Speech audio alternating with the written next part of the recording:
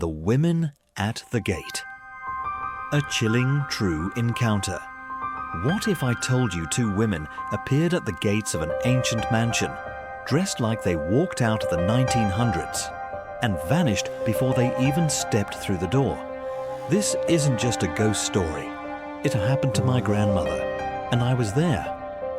When I was 7, my cousin and I used to visit my grandmother after school. She worked at an old Gothic mansion, one of several estates owned by a prestigious, generationally wealthy family. The kind of place that looks like it belongs in a horror movie. Grand Corinthian columns, dust-covered antiques, and an eerie silence broken only by the wind whistling past the gargoyles perched on the stone roof. My grandma's office sat right at the mansion's entrance, flanked by towering floor-to-ceiling windows draped in thick velvet curtains she always kept drawn open. From her desk, she could see the entire front gate and the garden pathway. Both entrances strictly guarded. On a seemingly ordinary afternoon, my cousin and I were playing by the fireplace across from her desk when she suddenly stood up, eyes fixed on something outside. "Someone's coming," she said. "Behave yourselves." Without another word, she walked out the massive doors to greet two women approaching the house. But something felt off. She hadn't heard the heavy iron gate open, something impossible to miss, and the guards hadn't notified her of anyone arriving.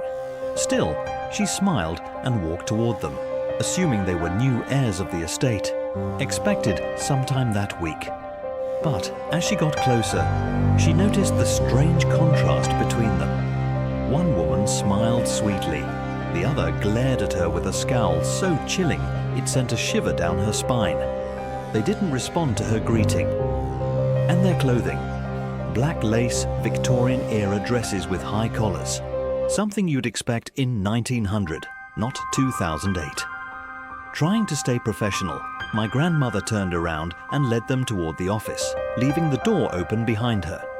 She passed by us kids, expecting the women to follow, but no one came in. Several minutes ticked by. My grandmother, now uneasy, glanced back through the window. Nothing. She looked at us and saw me pointing at the doorway, asking, "Aren't they coming in?" Her heart dropped. She rushed back to the windows, still no sign of the women. The gates were dead-bolted.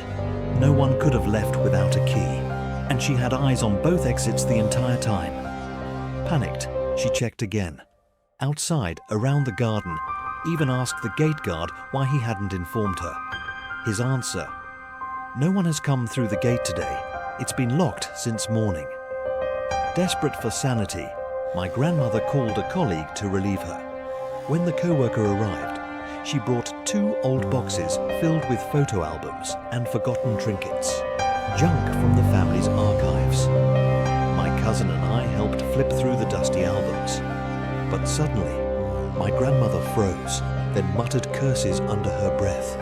There, dated 1912, was a photo of 2 women, one smiling, one scowling, dressed in those same black lace dresses. "It's them," she whispered.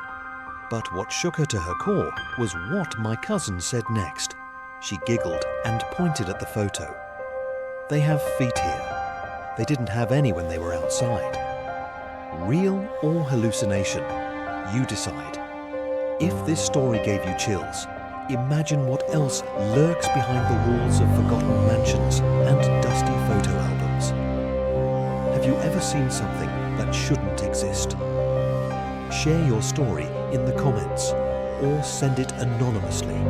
And don't forget to like, subscribe, and follow for more true paranormal tales. You never know what you'll see next.